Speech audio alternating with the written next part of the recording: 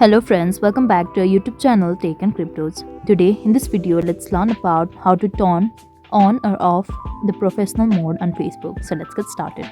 At first let's get into Facebook app. So here it is. Now in the top left corner we can see this profile icon over here. So let's tap on this.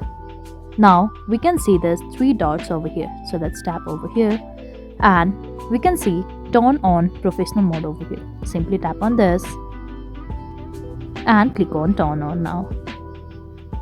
Here we need to set default post to the public and click on continue. Now if we get back, our professional mode is already on and we can see followers and following over here.